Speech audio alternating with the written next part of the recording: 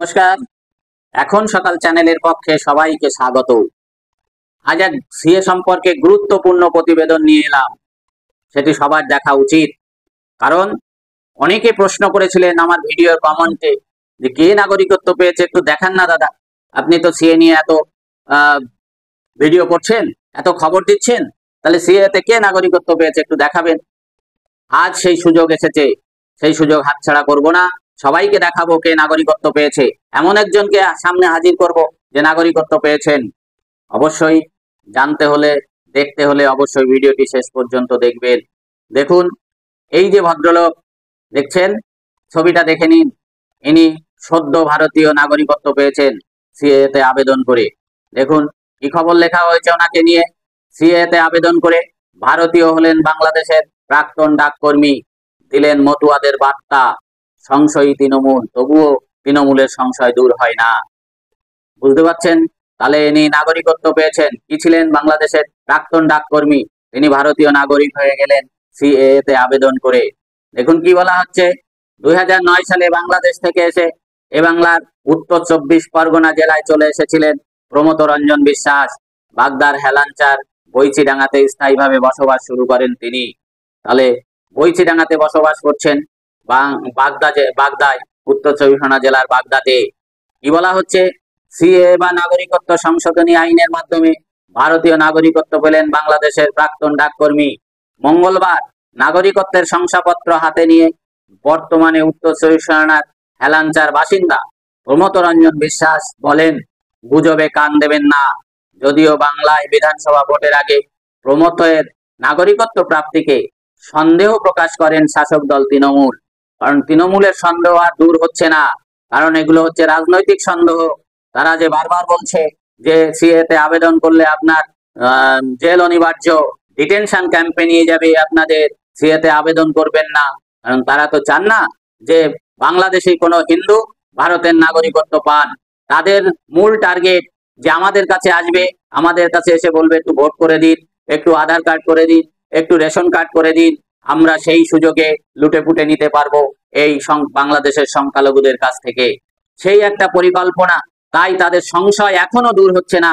একটি লোক সাহস করে দাঁড়িয়ে সামনে বিবৃতি দিচ্ছে সংবাদ মাধ্যমের সামনে, যা গোটা পশ্চিমবঙ্গের প্রতিটি সংবাদ মাধ্যম যাকে নিয়ে আলোচনা করছে, যাকে নিয়ে প্রতিবেদন লেখা হচ্ছে, সোশ্যাল মিডিয়া থেকে ইলেকট্রনিক্স মিডিয়া থেকে শুরু করে প্রিন্ট মিডিয়া, প্রত্যেকটা মিডিয়া যাকে নিয়ে সোচ্চার হয়েছে, তার উপরে আবার সংশয়। দেখুন আরো কি লেখা হলো, 2009 সালে বাংলাদেশ থেকে এসে এ বাংলার উত্তর 24 পরগনা জেলায় চলে এসেছিলেন প্রমথ। বাগদার হেলাঞ্চার বইচিডাঙ্গাতে স্থায়ীভাবে বসবাস শুরু করেন তিনি। ওই ব্যক্তির দাবি, সিএ আইন কার্যকর হওয়ার পরই তিনি ভারতীয় নাগরিক হওয়ার জন্য সংশোধনী নাগরিকত্ব আইন সিএ তে আবেদন করার কথা ভেবেছিলেন। তাহলে দেখুন, ভেবেছিলেন অথচ করতে পারেননি। কেন পারেননি?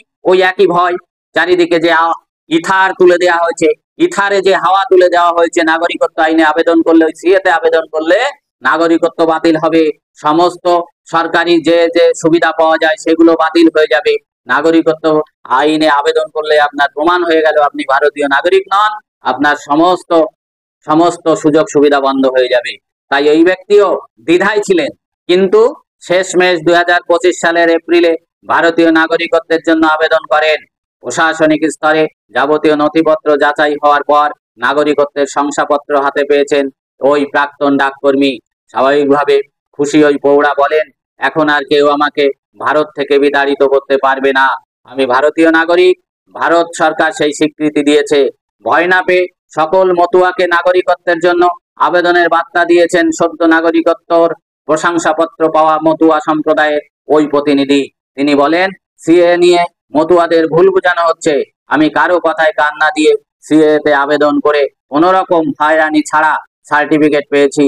আমার কোনো ভাতা বা সরকারি পরিষেবা বন্ধ হয়নি।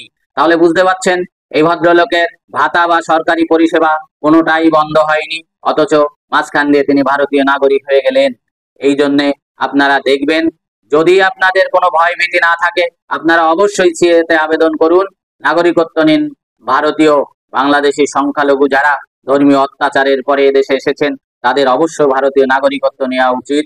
শুধু এইটুকু আশায় বুক বেঁধে থাকবেন না যে ভারত সরকার 2024 সালের 31শে ডিসেম্বর পর্যন্ত ভারতে থাকতে দিয়েছে বলে আপনার কোনো সমস্যা হবে না, কিন্তু নাগরিকত্ব নিলে আপনি আরো শক্তপোক্ত একটা সার্টিফিকেট হাতে পেয়ে যাবেন। সেই জন্য অবশ্যই কোনো কথায় গুজবে কান না দিয়ে সিএতে আবেদন করে দেবেন। যারা প্রমাণ চাইছিলেন কে ভারতীয় নাগরিকত্ব পেয়েছে, তাদের জন্য প্রমাণটি তুলে দিলাম। তাদের জন্য এই ভিডিওটি। অবশ্যই ভালো লাগলে লাইক শেয়ার করবেন। ভালো থাকুন, সুস্থ থাকুন। ধন্যবাদ সবাই।